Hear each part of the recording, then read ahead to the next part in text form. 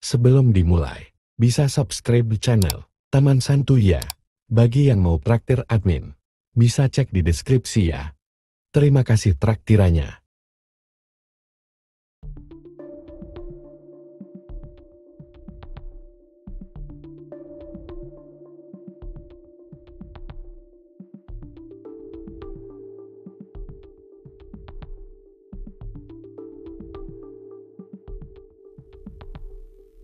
Bapak Ibu, Palestina adalah jantung dunia. The heartland of the world. Ya, jantungnya dunia. Kenapa Palestina disebut jantung dunia? Karena Palestina menghubungkan benua Afrika, Eropa dan Asia. Maka negara yang bisa menguasai Palestina, dia bisa menguasai dunia. Hari ini ada sebuah bangsa yang berambisi mengambil alih dunia. They really want to take over the world and to create one government in the world. In the new frame, the new world order. Ada sebuah negara yang ingin mengambil alih dunia dan mereka ingin menciptakan tetap peradaban dunia. Negara ini meyakini bahwa Tuhan mereka sebentar lagi akan datang. Mereka menamakan Tuhan mereka Mesayah. Siapa Bapak Ibu? Mesayah. Mesayah versi mereka, versi kita. Siapa Bapak Ibu? Dajjal. Dajjal. Saya sampaikan, saya tidak bicara tanpa bertahun-tahun sejak 2006. Saya studi pendidikan saya setelah S1 di Indonesia. Saya ngambil 2 kali S1, saya ngambil sastra Arab di IMC Dubai. Lalu kami belajar di Palestina. Nah, saya mendengar bagaimana hiruk pikuknya pemimpin bangsa yang satu ini yang sangat rakus terhadap dunia. Ini saya sampaikan pertemuan Benyamin Netanyahu ya, bukan Setanyahu ya. Benyamin Netanyahu. Benyamin Netanyahu bertemu dengan petinggi Rabi Yahudi, membicarakan tentang persiapan kenapa raja mereka tidak juga datang, karena istananya belum ada. Ini pertemuannya Pak. In touch with the third cycle mind and it's to help me and master burden or I put it in that really like happen that mind so if you happy with but it's a happen showing that you run that. Ada begitu banyak data yang saya kumpulkan ketika saya berada di Palestina, di Mesir, Kairo, dan di Turki, termasuk di Dubai, di Oman, Muscat, Bapak. Saya terpaksa harus ke negara Timur Tengah karena kita mencari dan membaca tentang peluang Indonesia kembali membuktikan asa dan cita-cita terbesar di dalam Undang-Undang Dasar 45 pembukaannya. Kita menyatakan bahwa penjajahan di muka bumi harus dihapuskan karena tidak sesuai dengan pri kemanusiaan dan pri keadilan. Maka orang yang cinta NKRI wajib menciptakan perdamaian dunia. Betul? Nah, ini prinsip politik luar negeri kita. Ya, Bapak Ibu rahmati subhanahu wa ta'ala. Nah, mereka sangat berambisi menguasai dunia. Maka demi Allah di mata kami sendiri Bapak Ibu, ketika kami sholat di Masjidil Aqsa, mereka menggali 300 terowongan di bawah Masjidil Aqsa, persis di bawah Masjidil Aqsa. Saya perlihatkan pada Bapak Ibu, kiblat kita yang pertama Masjidil Aqsa. Ada yang pernah ke Masjidil Aqsa Bapak Ibu? Belum?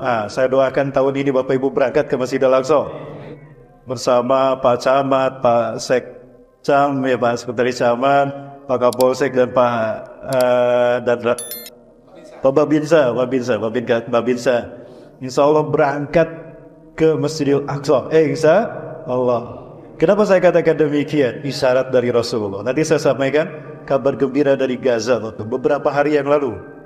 Ya, saya langsung mendengar dari Syekh yang ada di Gaza, Bapak. Saya bersama Ustaz Rani tadi sudah disampaikan harusnya kami ke Gaza, tapi ternyata kami tidak bisa. Situasi masih berkecamuk. Maka kita ingin bertemu dengan Duta Besar Indonesia di Kairo. Sayang sekali Pak Lutfi sudah 2 kali saya bertemu dengan beliau di Kairo. Kami tidak bisa, namun kami disambut oleh Kepala Biro Politik KBRI Indonesia di Kairo, Ibu Dian. Kami ngobrol di sore hari yang sangat dingin sekali, suhunya sangat dingin di Mesir saat itu. Kami sampaikan cita-cita kami Indonesia. Kami ingin ikut memerdekakan Palestina, membayar hutang kemerdekaan Indonesia pada Palestina. Tolong doakan kami Bapak Ibu. saya dan teman-teman tidak akan pernah berhenti berjuang sampai bendera merah putih berkibar di Masjidil Aqsa. Itulah mimpi para ulama besar dunia, termasuk 5 remaja penghafal Quran di bulan Ramadan. Mereka mimpi ada sebuah bangsa yang mereka tidak kenal wajah mereka. Man haula? Lakina aksara adaduhum. Siapa mereka? Kami tidak tahu. Tapi jumlah mereka sangat banyak. Belakangan mereka tahu ketika salah satu dari mereka membawa bendera yang Rasul sebutkan warnanya merah putih. Betulkah Rasulullah menyebutkan merah putih dalam hadisnya? Oleh karena itu, nantikan penjelasannya setelah pesan-pesan berikut ini. Jangan kemana-mana, tetap bersama saya setelah yang satu ini. Amin. Yang saya hormati dan saya muliakan karena Allah, Bapak Ketua Dewan Kemakmuran Masjid Musyawarah, Bapak Ustadz Ahmad Wahidi Maki MPDI. Terima kasih Pak sudah menyambut kami dan mengizinkan kami hadir di sini. Ini nampaknya kajian terakhir kami. Besok saya dan tim kembali ke Riau, Pekanbaru. Kantor kami di Riau, Pak. Adapun saya kembali ke Bandung, Jawa Barat. Saya tinggal di Bandung, Pak. Tapi kami ke Jakarta dulu. Dari Jakarta kami langsung ke Bandung. Saya hadir bersama istri. Alhamdulillah, didampingi istri, Pak. Karena sudah lama tidak ketemu istri, Pak. Jadi istri saya datang mendampingi. Juga seperti dan saya muliakan karena Allah, Bapak Sekretaris Camat Kecamatan Seberang Ulu 1. Terima kasih Pak sudah hadir. Salam kami untuk para pengurus di Kecamatan Seberang Ulu 1. Ya agak susah menyebutnya, Seberang Ulu 1. Ya sama tidak saya muliakan karena Allah, Bapak utusan dari Kapolsek, Bapak Kapolsek Kecamatan Kapolsek Seberang Ulu 1, dan juga Bapak Babinsa dari Koramil, Pak. Dan kami terima kasih Pak sudah hadir, sehat selalu semuanya. Juga saya hormati dan saya muliakan karena Allah, para orang tua kami, para sesepuh, para tokoh, para alim ulama, hadirin Bapak Ibu yang dirahmati Allah Subhanahu wa taala. Tidak ada oleh-oleh yang saya bawa banyak Bapak Ibu, habis. Nanti ada oleh-oleh kami bawa dari Provinsi Hebron. Provinsi Hebron ini adalah Al-Khalil, tempat Nabi Ibrahim tinggal sampai wafatnya. Nah, di Hebron ini ada penjara besar Bapak Ibu. Saudara-saudara kita disekap. Saya masuk diperiksa semua apa yang saya bawa. Ada checkpoint, ya tentara Israel memeriksa semua apa yang kami bawa, termasuk memeriksa badan saya. Saya masuk alhamdulillah bisa bertemu dan ngobrol dengan saudara-saudara kita di Al-Khalil Hebron, provinsi yang terdekat ke Gaza.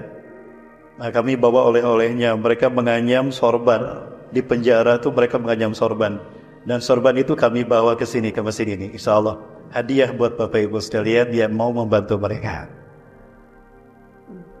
Halo, sepi sekali di mana suara ini jamaah? Oi jamaah, mana suaranya ini? Bapak Ibu mau masuk surga? Mau langsung apa mau mampir dulu ke neraka? Oh, mau langsung sore ini? Oh enggak, mau Bapak Ibu duluan saya belakangan atau saya belakangan Bapak Ibu duluan? Sama-sama saya. Bapak Ibu ada batas berapa tahun? Suatu hari Abu Zar Al-Ghifari bertanya kepada Rasulullah SAW, Ya Rasulullah, ayyul masjid bunya fil alam awalan? Wahai Rasulullah, masjid apakah yang pertama kali dibangun di muka bumi? Saya izin berdiri Pak Deka. Mohon maaf Pak, saya ikut berdiri. Nah, Rasulullah SAW menjawab, Al-Masjidil Haram. Yang pertama dibangun Al-Masjidil Haram. Yang membangunnya adalah Nabi Adam AS. Dan ini tugas pertama dari Allah kepada Nabi Adam. Setelah Nabi Adam 100 tahun berada di muka bumi. Nabi Adam bayangkan 100 tahun terpisah dengan Siti Hawa Bapak. Dari surga Nabi Adam dipingsankan Allah, dibawa bongkahan tanahnya, dijatuhkan fi makanin ada fawqal ard. Nabi Adam dijatuhkan di Hindustan, di Nepal, dalam keadaan pingsan. Bangun-bangun sudah ada di Nepal, tepatnya di Bukit Budha. Budha artinya subur. Siti Hawa dipingsankan Allah, dijatuhkan di Jazirah Arab. Titik Siti Hawa jatuh diberi nama Jeddah. Jeddah itu artinya nenek Siti Hawa. Adapun Ajazil, iblis, Allah turunkan di Dastamaisan, Basrah, Irak, dalam bentuk seekor ular besar. Allah kutuk menjadi seekor ular besar, punya sayap, punya tanduk, bisa mengeluarkan api, punya kaki dan tangan, dan bisa berbicara. Ular apa? Ular naga. Nah itulah sejarah ular naga di dunia. Terbayangkan dengan satu naga dunia gonjang ganjing Bapak Ibu. Katanya di Indonesia ada 9 naganya. Wah, lebih gonjang ganjing lagi. Kalau saya hitung ada 10 Pak. Ada 10 naga. Cuma yang ke-10 baik hati naganya. Suka nolongin orang susah. Ya, suka bantu-bantu bangun masjid. Betapapun dia seorang naga. Dan dia tinggal di Sumatera Utara. Naga apa? Naga Bonar.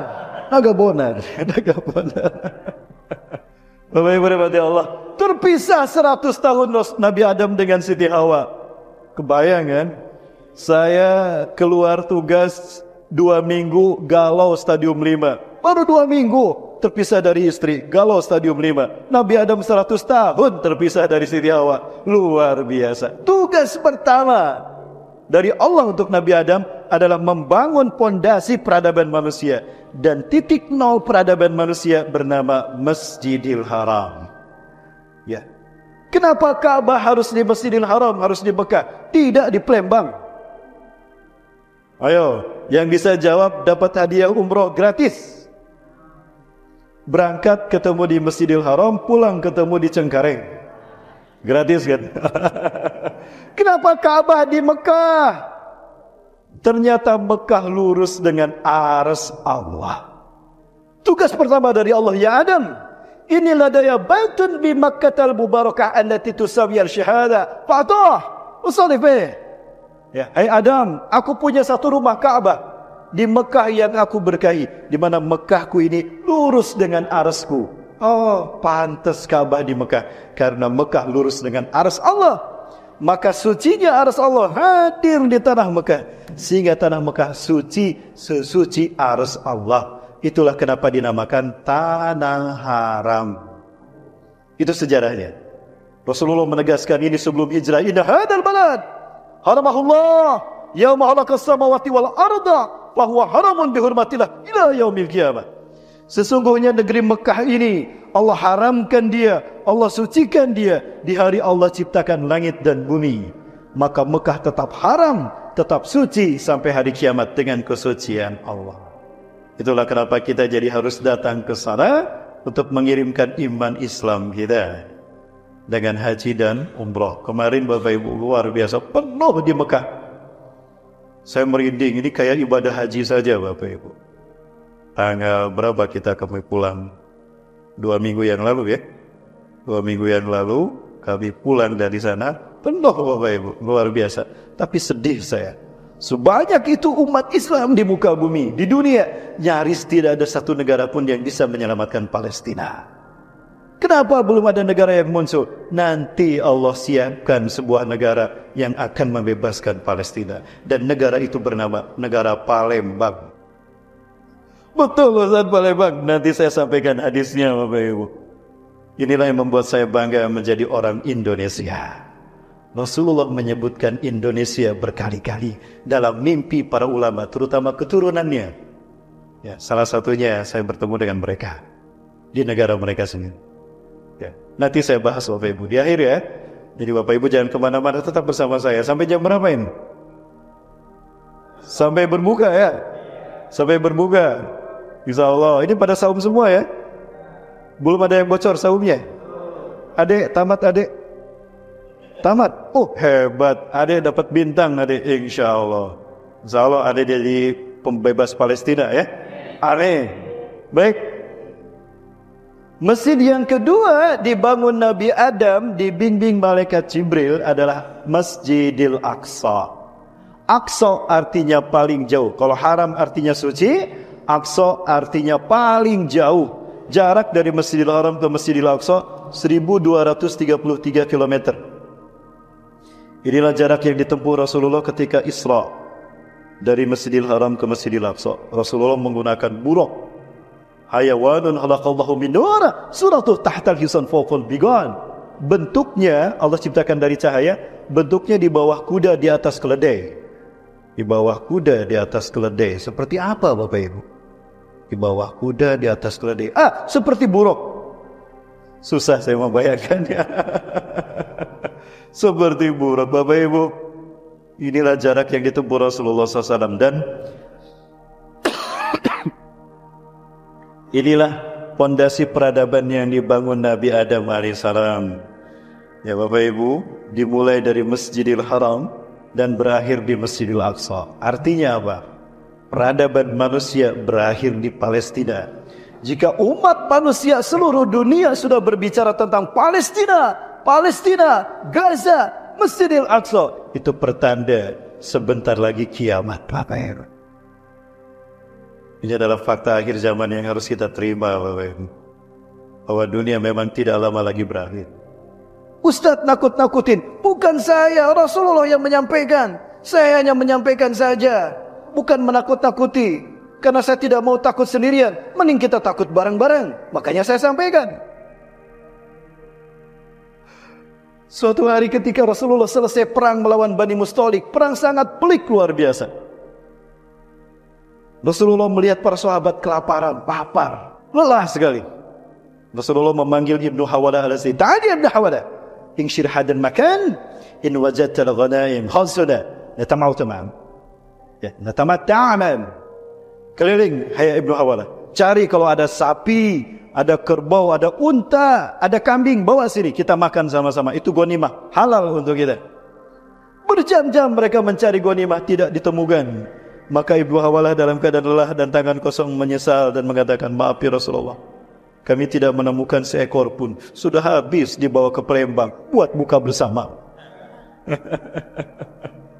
Maka Rasulullah SAW menepuk pundak Ibnu Hawalah al-Azdi. "Ya Ibnu Hawalah, hai Ibnu Hawalah, jika engkau menyaksikan panji Islam berkibar di Masjidil Aqsa atau di pelatarannya, kiamat lebih dekat kepada kalian ketimbang pundak dengan kepalamu, hai Ibnu Hawalah." Subhanallah. Jadi kalau Palestina merdeka, Bapak Ibu, Israel hancur, Masjidil Aqsa kembali ke pangkuan kaum muslimin, kiamat akan datang, Bapak Ibu. Jadi mau pilih mana? Palestina merdeka, kiamat datang, atau Palestina berdarah-darah, kiamat masih jauh? Oh, masih jauh. Oh, adik masih cinta dunia, masih betah di Palembang. Bapak Ibu yang dirahmati Allah Subhanahu wa taala, inilah hari akhir yang tidak bisa kita elakkan. Namun ada kabar gembira dari Gaza, Bapak Ibu. Apa kabar gembiranya? Saya sempat kehilangan Syekh ini. Bapak Ibu, alhamdulillah beberapa Syekh membantu kami. Beliau adalah guru-guru kami ketika kami belajar di Palestina. Saya inilah yang membuat bangga kami terhadap Indonesia, Bapak Ibu. Nanti kita bahas tentang Indonesia. Tadi sudah kami semangati adik-adik pelajar di SMP 41. Tadi kami silaturahmi ke SMP 41 menyampaikan kabar gembira bahwa tugas Indonesia menciptakan perdamaian dunia. Dan ada rahasia kenapa bendera kita merah putih, ternyata ada hadisnya. Subhanallah. Bapak Ibu yang Subhanahu wa taala, saya sampaikan kabar gembira dari saudara kita di Palestina, Gaza. Bapak Ibu jangan kemana-mana, tetap bersama saya setelah yang satu ini. The smell of musk is spreading all over Gaza. People are digging out of the rubbles, picking up martyrs, smelling the smell of enemies. Inilah yang terjadi di Palestina saat ini. Setiap hari, bahkan setiap detiknya terus dilakukan pencarian. Korban yang tertimbun reruntuhan akibat kekejaman Zionis Israel. Dan ajaibnya, meskipun para syuhada dapat ditemukan setelah berhari-hari kemudian, namun tidak sedikit pun tercium bau busuk yang tidak sedap. Malah sebaliknya.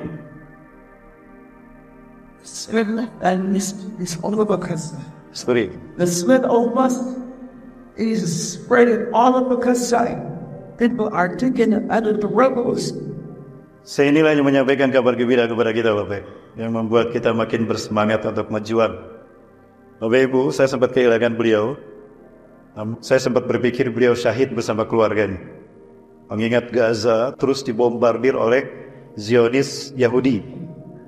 Ya, Bapak Ibu. Nah, tiba-tiba beliau muncul lagi memberikan kabar gembira ini. Apa kabar gembira dari beliau?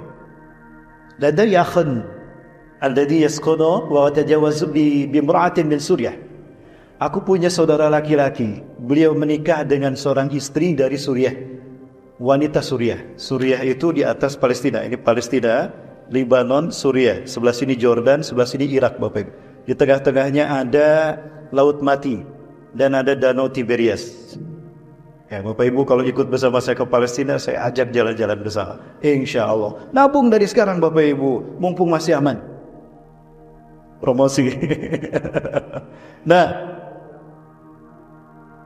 beliau tinggal di samping rumah sakit Asy-Syifa yang habis dibom Israel. Qadarullah mereka selamat. Istrinya menangis setiap malam. Dimana tabkin ya zawjati? Qul laila anta tabkin. Dimana? Kenapa kau menangis istriku, setiap malam kau menangis? Apa jawaban istrinya? Wallah, laqad laqaitu nabiyana Muhammad sallallahu alaihi wasallam fi manami. Qul laila wa fil lailatil bariyah. Demi Allah, saya mimpi setiap malam ketemu Rasulullah sallallahu alaihi wasallam. Bahkan tadi malam pun aku ketemu Rasulullah. Kata istrinya, Bapak Ibu, kalau kita mimpi ketemu Rasulullah itu benar. Karena syaitan tidak bisa menyerupai Rasulullah walaupun dalam mimpi. Sehingga Rasulullah menegaskan, man ra'ani fi manamihi faqad ra'ani bihaqqin fa inna syaitan natashabbahu bi fil manam. Barang siapa yang bermimpi bertemu dengan aku, itulah aku yang sesungguhnya. Setan tidak bisa menyerupai aku walaupun dalam mimpi. Ada yang pernah mimpi bertemu Rasulullah? Belum. Ada wiridnya. Dulu saya amalkan wirid ini. Alhamdulillah, wirid ini saya amalkan. Malamnya saya bermimpi. Mimpi ketemu Pak Jokowi. Benar Bapak Ibu, ini salah niat saya. Mungkin karena pulang dari Jakarta saya saat itu, saya jadi ketemu Pak Jokowi. Berikutnya saya wirid lagi, ya Allah, saya ingin mimpi ketemu Rasulullah SAW. Alhamdulillah, malam berikutnya pun saya mimpi ketemu Ibu Megawati. Ya, rupanya oleh Jakarta terbawa mimpi sama saya Bapak Ibu. Nah Bapak Ibu rahmati Allah, di mana engkau bermimpi? Malam tadi Rasulullah dan kami berada di Masjidil Aqsa. Ini Masjidil Aqsa Bapak Ibu. Perjalanan kami tahun 2017 waktu itu bersama jamaah umrah dari Makassar. Ada sebuah travel dari Makassar. Kami bersama mereka sampai di Al-Aqsa dalam keadaan selamat. Ini Masjidil Aqsa.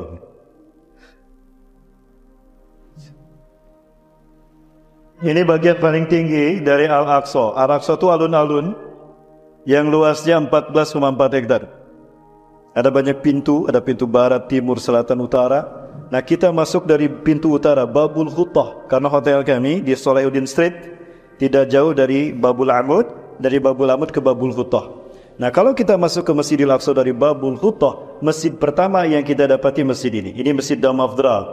Kenapa dinamakan Masjid Dam Afdra? Karena di dalam masjid ini ada batu Isra Mi'raj. Batu yang dinaiki Rasulullah ke Sidratul Muntaha ketika peristiwa Isra Mi'raj. Sidrah artinya terminal, muntaha penghabisan. Berarti Sidratul Muntaha adalah ujung alam semesta. Nah Rasulullah naik batu ini. Ini batunya Bapak. Batunya sebesar kubah emas. Ini kubah emas. Makanya masjid ini dinamakan Dam Afdra atau Kubatus Sahra. Ini batunya Bapak. Ini batunya. Dan ketika Isra Mi'raj Rasulullah naik di atas batu ini, persis seperti abang ini. Batu ini sedang dibersihkan karena pergantian musim panas ke musim dingin itu membuat batu ini berlumut. Kalau tidak dibersihkan batu ini hancur. Jadi ada saat tertentu di mana batu ini dibersihkan. Ini bagian dalam dari kubah yang tersusun dari 6 juta keping emas. 6 juta keping emas disusun menjadi kubah Bapak Ibu. Ini ada pilar di mana ibu-ibu sedang mengantri ini dari Kazakhstan. Dia sedang memegang batu itu dan ketika saya pegang lengket, tercium harum minyak kasturi. Oh pantas Rasulullah kalau sholat selalu menggunakan minyak kasturi. Setiap sholat 5 waktu, sholat tarawih, sholat Jumat, Idul Fitri, Idul Adha, mengingatkan beliau atas harumnya batu yang beliau naiki ketika menghadap Allah. Ini minyak kasturinya Bapak Ibu. Ini oleh-oleh dari Palestina, tapi kami kemas dengan kemasan Indonesia. Bapak Ibu yang membutuhkan ada meja di luar, ada banyak insya Allah. Bahkan ada kurma oleh-oleh Madinah kemarin. Ya ada azwa dan ada sukari. Ada juga madu Bapak Ibu. Ibu-ibu suka madu Bu? Ibu-ibu suka madu? Kalau di madu nggak suka ya Bu ya? Nah, ini madu asli Bu.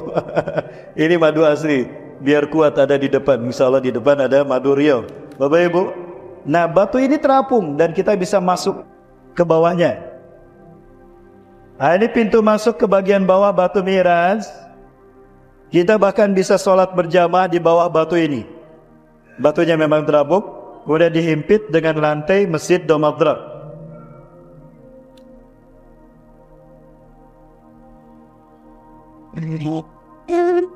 Nah, ada yang sudah pada sholat di bawah batunya. Nah, ini batu dari batu Mi'raj yang dinaiki Rasulullah, naik ke langit ke Sidratul Muntaha. Nah, sekarang kita berada di bawah batu ini.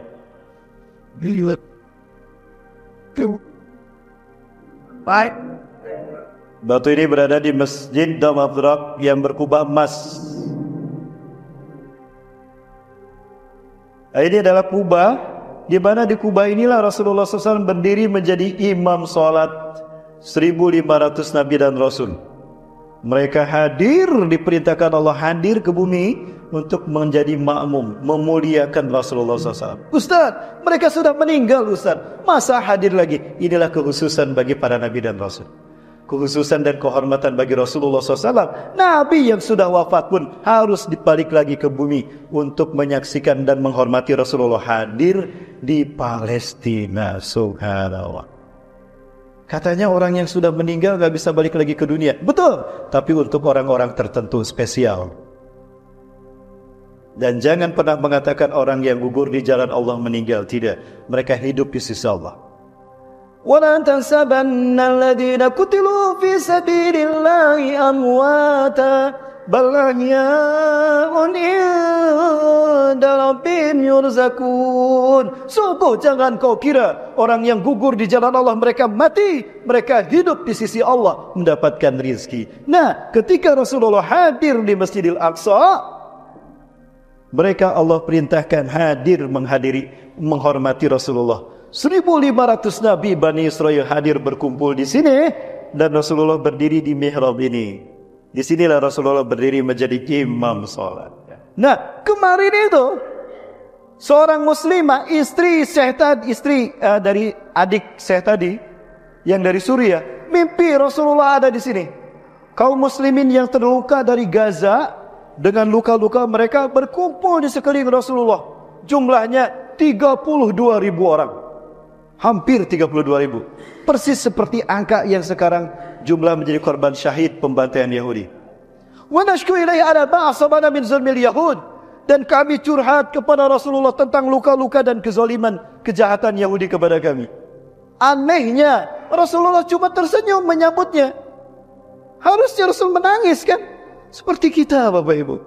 Harusnya menangis menyaksikan bagaimana Palestina terluka Bapak Ibu. Ini contoh. Terlalu banyak video dan foto yang harus kami simpan dan kami perlihatkan pada Bapak Ibu. Pembantaian kepada saudara-saudara Yahudi Bapak Ibu. Saya melihat kaki-kaki mereka hancur, dirawat di rumah sakit itu Bapak Ibu. Subhanallah. Saya tidak kuat menyaksikannya bersama Ustaz Randi. Kami lihat dan ada 21 pasien yang kami kunjungi di rumah sakit Palestina ya. Ini contoh korban yang masih selamat, tapi mereka terluka dengan luka parah. Anak-anak Bapak Ibu.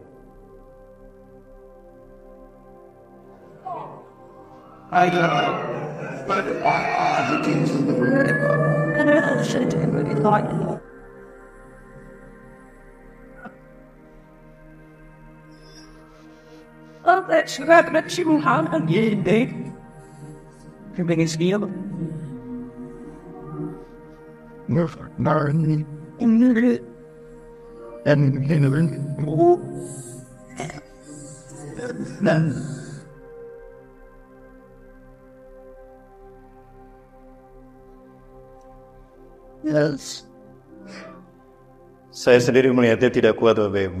Beberapa hari tidak bisa makan menyaksikan ini. Sedih saya Bapak Ibu. Pulang ke Indonesia dalam keadaan hamba hati saya. Palestina itu dikelilingi 350 juta Muslim Arab. Ini Palestina ini.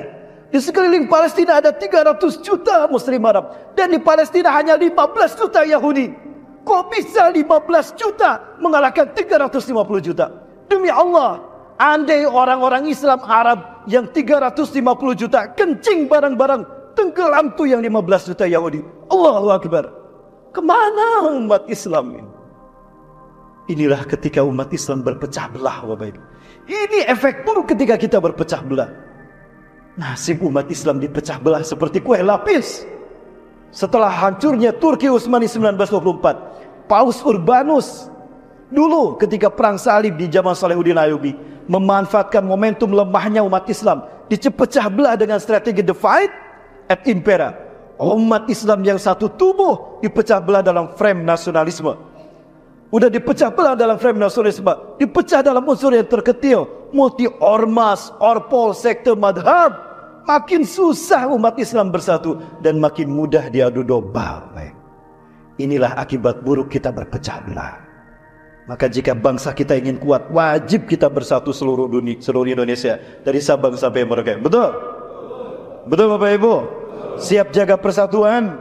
Jangan mau diadu domba Bapak Ibu oleh siapapun.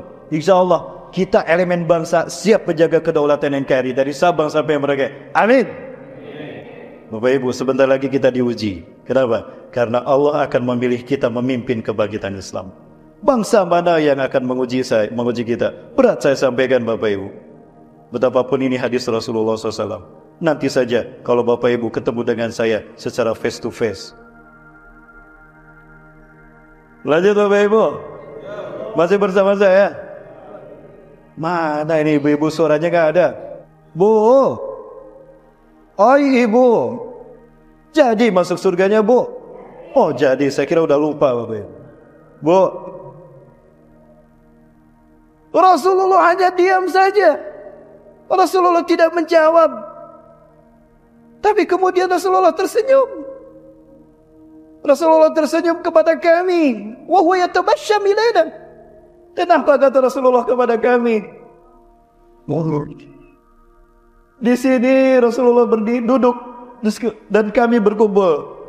Apa kata Rasulullah SAW? Sobron ya ahla Syam, sobron ya ahla Gaza, qaribun alaikum nasrum min Allah Azza wa Jalla.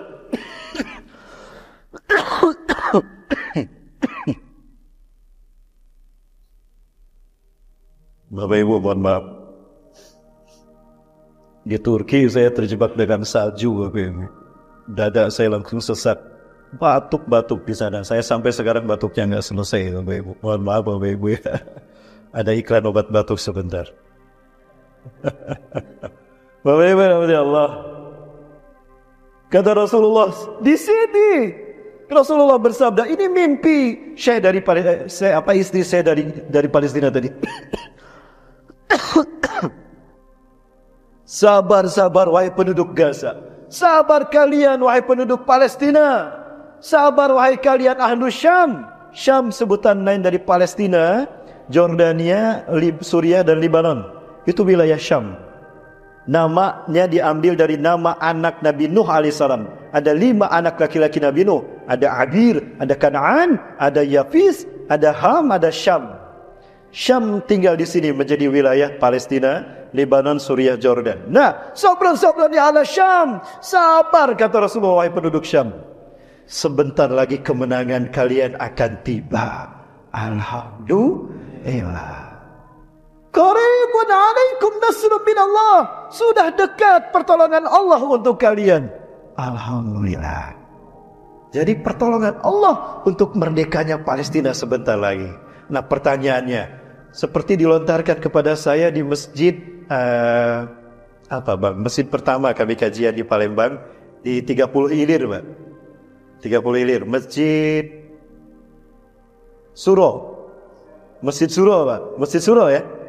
Masjid apa namanya? Masjid Al-Mahmudiyah, betul Pak maksudnya. Ya, Al-Mahmudiyah. Sambil menangis Pak Haji itu bertanya, Ustaz, kapan Palestina merdeka Ustaz? Saya tidak kuat menyaksikan mereka dibantai. Saya sampaikan kisah ini. Kapan Bapak Ibu sekalian Palestina merdeka? Baik, kita hitung sama-sama ya. Mau kita hitung sama-sama Bapak Ibu? Jujur saya sampaikan hadis-hadisnya untuk Bapak Ibu sekalian. Inilah kabar gembira yang membuat saya meninggalkan pekerjaan saya, Bapak Ibu. Saya bekerja sebagai wakil direktur dari sebuah perusahaan. Saya tinggalkan, mudah-mudahan tidak mengurangi keikhlasan saya, karena saya tergiur dengan jihad ini, jihad akhir zaman. Bapak Ibu, kita lihat hadisnya. Kabar gembira dari Rasulullah SAW. An Abi Hurairah radhiyallahu an, dari Abu Hurairah, semoga Allah meridhoi beliau, qala, ia berkata, qala, bersabda Rasulullah sallallahu alaihi wasallam, Rasulullah SAW bersabda, innallaha, sesungguhnya Allah, yab'asu min hadhil ummati, akan mengutus dari umatku ini, ala ra'si, setiap kelipatan, kulli mi'ati sanah, 100 tahun sekali. Man, seseorang yujaddidu dina, yang akan memperbaiki agamanya. Rawahu Abu Daud, hadis riwayat Abu Daud. Hadis ini memberitahukan pada kita bahwa setiap 100 tahun sekali setelah Rasulullah wafat, umat Islam akan memiliki pemimpin yang memimpin dunia. Bukan Nabi, bukan Rasul, tapi mujadid, reformis. Tugasnya apa? Satu, membersihkan Islam dari paham-paham sesat. Tidak ada lagi yang mengaku paling benar, paling sunnah. Tidak ada. Semuanya sama nanti. Ma'ana ali wasabi. Kembali pada Quran dan sunnah yang Rasulullah amalkan bersama para sahabat. Yang kedua, umat Islam akan bersatu di bawah imamah, di bawah imarah kepemimpinannya. Beliau akan menjadi pemimpin dunia, imam bagi semua umat Islam dunia. Kemudian yang ketiga, Islam akan menguasai dunia. Tidak ada tempat sejengkal pun melainkan Islam akan tegak di sana. Laisa baitun fil ardi ila Islam sayadkhul baba. Tidak ada satu rumah pun, baik di kampung ataupun di kota, Islam akan mengetuk pintunya, memberikan kedamaian ke seluruh dunia. Dunia akan aman, sejahtera. Tidak ada lagi pembantaian, tidak ada perang, tidak ada kejahatan.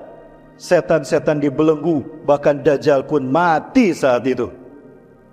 Ya, tapi Dajjal mampir dulu ke Palembang sebelum mati. Betul kata Rasulullah. Tidak ada tempat sejengkal pun di muka bumi melainkan Dajjal akan memasukinya. Tuh, berarti nanti masuk ke Palembang Dajjal. Ya. 100 tahun sekali. Dan yang kelima, umat Islam akan kaya raya. Karena Rasulullah menjelaskan, wa yushirul mal syihahan la yastasibu bih. Wa yushirul mal syihahan, dia akan membagi-bagikan harta. Dibagikan harta kepada umat Islam tanpa dibenghitungnya. Wahai Khalifah, wahai Imam Mahdi, kami punya banyak hutang, saya miskin, anak dan istri saya hidup kelaparan. Mohon maaf, tolong beri saya harta. Ambil di belakang sana. Seberapa banyak? Kamu bisa bawa segimana? Bawa sebanyak yang kamu bisa bawa. Setruk, boleh, silakan ambil setruk. Saking banyaknya harta. Jadi insya Allah kalau beliau datang, hutang sama cicilan kita lunas. Amin. Yang senang, yang punya cicilan, senyum tuh. Ya Allah, segera datangkan Imam Mahdi. Ya Allah, ini debt collector mau datang ke rumah. Nagih cicilan. Amin. 100 tahun satu kali, Bapak Ibu. Baik. Umat Islam yang terakhir memimpin dunia siapa, Bapak Ibu? Umat Islam yang terakhir memimpin dunia, menggenapkan 1315 tahun Islam memimpin dunia sejak Rasulullah, adalah Turki Utsmani. Turki. Ya, Bapak Ibu, insya Allah banyak saudara-saudara kita yang tinggal di Turki. Bapak Ibu jangan takut tidak bisa makan pempek. Di Istanbul itu ada ruko. Ruko itu khusus menyediakan pempek Palembang. Ada tekwan, ada pempek, ada laksan, ada mie celor. Betul, karena dia orang Palembang, tinggal di Istanbul. Suaminya orang Turki. Kalau Bapak Ibu ikut saya, nanti saya bawa ke sana. Halo, jemaah, mana suaranya? Kok gak senang ada pempek di Turki? Ada, Bapak Ibu. Benar, saya gak bohong. Tulisannya gede. Ya, kuliner Nusantara di Istanbul. Itu judulnya, judul rukonya. Baik. Turki berakhir memimpin dunia 3 Maret 1924. Sekali lagi, Turki berakhir memimpin dunia 3 Maret 1924. Andai angka 1924 kita ambil, tambah 100 tahun yang Rasulullah sebutkan, hasilnya berapa? 2024. Sekarang tahun berapa? Apakah tahun ini Ustaz Islam akan bangkit memimpin dunia? Insya Allah.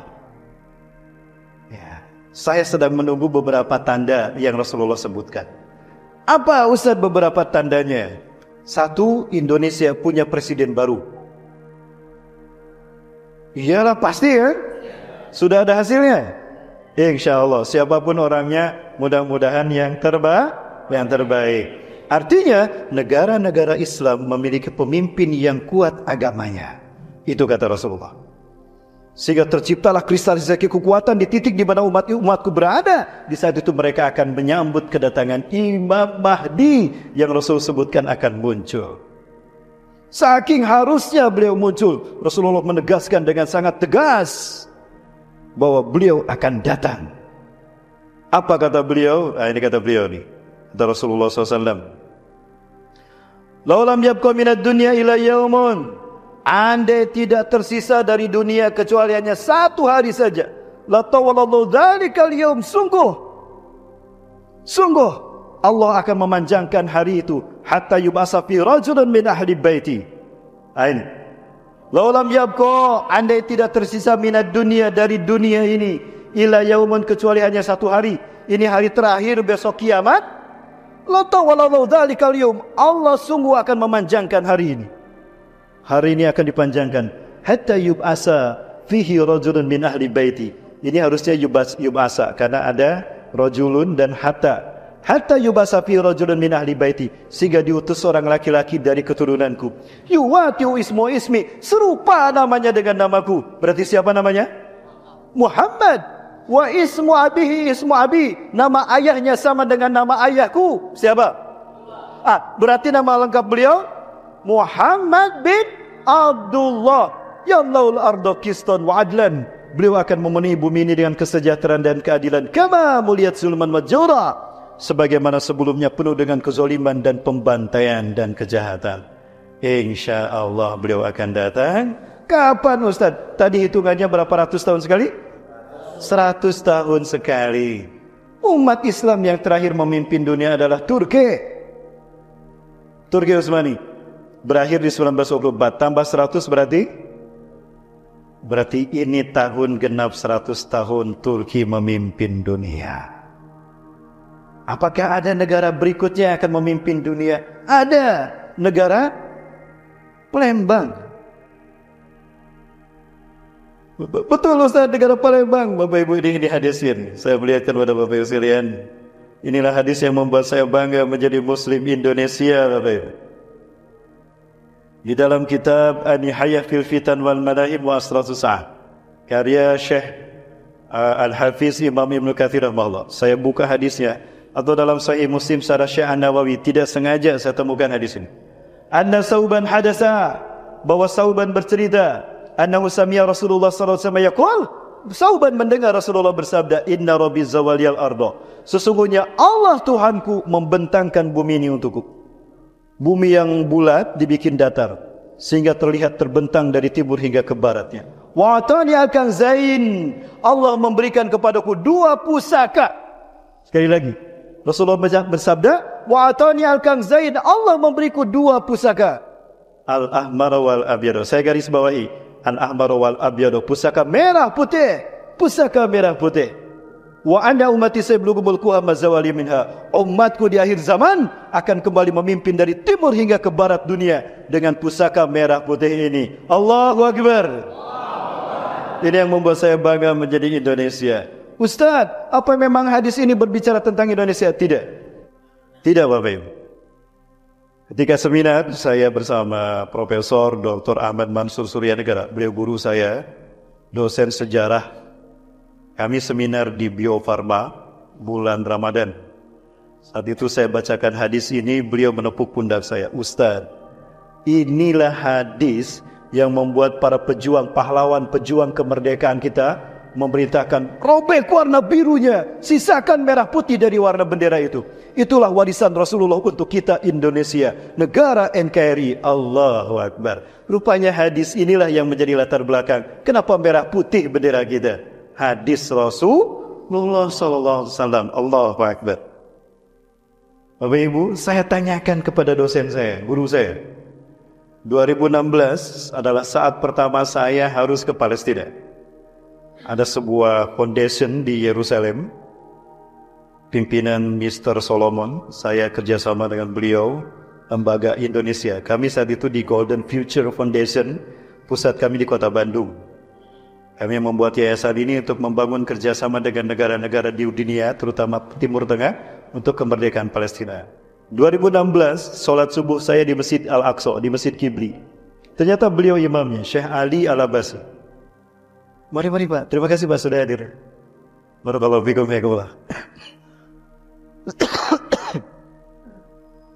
Beliau tinggi Bapak Ibu. Ya, beliau sudah beberapa kali ke Indonesia, bahkan ke kota Bandung. Ke kota Bandung kami bawa, kami kasih tinggal di sebuah hotel. Kami bawa ke perumahan elit di Bandung, Kabupaten Bandung Barat, di Kota Baru Parahyangan. Beliau disajikan teriyaki dan kangkung, cak kangkung. Beliau tanya, apa ini? Oh ini cak kangkung saya. Anta tuhib? Fadal saya. Lazid jidan insyaAllah. Silakan saya. Enak. Beliau makan tuh. Masya Allah. Lazid jidan kata beliau. Enak sekali. Satu mangkok habis sendirian. Kita cuma sedikit makan kangkung. Beliau satu mangkok. Udah gitu. Sini. Minta lagi. 2 mangkok beliau habis makan kangkung tuh. Subhanallah. Saya Ali Al-Abasi. Luar biasa. Beliau saya tanya langsung. Ma ra'yukum ala hadal hadis? Hunaka ma'alaka baina hadal hadis bi biladina. Apa pandangan Anda Syekh tentang hadis merah putih dengan negara kami? Bendera kami merah putih Syekh. Apa kata beliau? Jawaban beliau sama dengan jawaban Dr. Yusuf Abu Sunaina. 2017 didampingi oleh Dr. Ustaz Saifullah LC MA. Beliau giliran dengan saya. Beliau menjadi penterjemah saat itu Dr. Yusuf Abu Sunaina, imam dari Masjidil Aqsa. Selesai ini saya tanya langsung Dr. Yusuf Abu Sunaina, pakar ilmu hadis. Ini dosen ilmu hadis Bapak Ibu di Al-Quds Institution University. Bapak Ibu, 2016 kita undang wakil ketua Rabita Ulama Palestina, Dr. Abu Bakar Al-Wawidah. Beliau kita minta menjadi imam sholat tarawih di Jogokarian, Yogyakarta. Bersama Ustaz Salim Afillah kita dengarkan selama beliau. Saya titip pertanyaan karena saya tidak bisa hadir. Saya harus ke Jakarta. Saya titip pertanyaan pada Ustaz Salim Afillah di Jogokarian. Ustaz tolong tanyakan ini tentang Indonesia. Jawabannya apa? Subhanallah. Beliau dengan jujur mengatakan, ala kulli biladin alladina yaqbaluna al-islam dinahum. Dari semua negara yang menerima Islam sebagai agamanya, antum ya Indonesia lamma yakhtarkumullah li sari adadin qabla sa'ah. Kalian Indonesia yang belum Allah pilih memimpin kebangkitan Islam. Allahu Akbar. Kata beliau, tinggal Indonesia di muka bumi ini yang belum memimpin kebangkitan Islam. Berarti Indonesia is the next Turki. Indonesia adalah Turki berikutnya. Allahu Akbar. Maka siap-siap Allah menguji kita Bapak Ibu. Ya, karena Allah akan menguji kelayakan kita. Allah akan melakukan fit and proper test bagi Indonesia. Layakkah Indonesia memimpin dunia? Maka pilih saya jadi presiden. Salah bicara saya. Bapak Ibu yang dirahmati Allah, menangis kami mendengar jawabannya. Ya Allah, Allahu Akbar, buktikan ya Allah, izinkan kami membuktikannya. Awal Ramadan tahun kemarin, kami diundang ke Padang Sidimpuan, ibu kota Tapanuli Selatan, salah satu kabupaten terjauh juga dari Medan, Bapak. Ya, kami berapa lama di sana, Bang? Kami tinggal di Batang Bahal, di sebuah wisma milik Dr. Yunan Nasution, alumnus Mesir.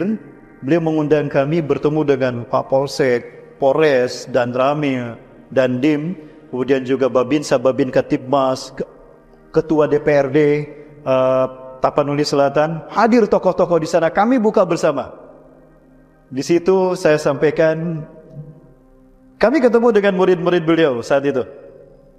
Kami sampaikan mimpi orang mulia, Bapak Ibu, sudah dimakamkan, jasad mereka sudah meninggal. Jasad mereka dimakamkan, ketika digali jasad mereka harum karena harus dipindahkan. Ya, peraturan di Madinah di makam Baqi, siapapun yang meninggal hanya 1 tahun saja. Setelah itu digali, dipindahkan. 2 kali digali Jasad beliau, kuburan beliau, jasadnya masih utuh. kain kafannya masih bersih, Harum minyak kasturi, itu minyaknya Bapak Ibu. Jadi promosi lagi saya. Itu minyak kasturi. Maka akhirnya dibiarkan, tidak dipindahkan. Nah, beliau-beliau ini bermimpi bertemu Rasulullah SAW. Sekali lagi, banyak yang bermimpi Rasulullah SAW. Dan Rasulullah menyebutkan nama negara kita, Indonesia. Wah. Dalam mimpi beliau-beliau ini, bahkan guru beliau Syekh Utsman mendapatkan kasaf. Langsung kasaf itu maksudnya bertemu dengan Rasulullah, tiba-tiba pingsan dan bertemu Rasulullah SAW. Rasulullah berlari. Kami bertanya pada Rasulullah SAW, "Ya Rasulullah, di mana anta tusra? Ilaina anta dhahib?" Kenapa anda tergesa-gesa? Kemana anda akan pergi? Apa kata Rasulullah SAW? "Ana dhahibun ilal Gaza." Saya akan pergi ke Gaza. Sauqatilul Yahudal ladina yaqtuluna ummati fiha. Akan aku perangi orang-orang Yahudi yang membantai umatku di Gaza. Ana astarik zahiban ma'aka ya Rasulullah. Izinkan kami pergi bersama anda. Beliau-beliau ini pergi bersama Rasulullah SAW. Tiba-tiba Rasulullah berhenti, Bapak Ibu. Tiba-tiba Rasulullah berhenti. Di depan Rasulullah SAW ada pasukan yang sangat banyak. Saking banyaknya tidak terlihat mana ujungnya. Beliau-beliau ini berkata, "Ya Rasulullah, maksar adaduhum man haula." Siapa mereka ya Rasulullah? Banyak sekali jumlah mereka. Apa kata Rasulullah SAW? "Hum ummati alladhina yuhibbunani bisyiddah wa ana uhibbuhum bisyiddah." Mereka adalah umatku yang sangat mencintaiku dan aku mencintai mereka. Hum ihwatukumul muslimun al-Indonesia. Mereka adalah saudara-saudara kalian Muslim Indonesia. Alladzina yuhibbunani bisyiddah. Mereka lah Muslim Indonesia, umatku yang paling mencintaiku. Allahu Akbar. Wa ana uhibbuhum bisyiddah. Dan aku pun mencintai Indonesia, kata Rasulullah. Humul ladzina sayuharrirukum bin zulmil yahud wa yu'adduna al-qudsa ila rihabikum. Mereka lah yang akan membebaskan Palestina kalian dan akan mengembalikan Al-Aqsa ke pangkuan kalian semua. Allahu Akbar.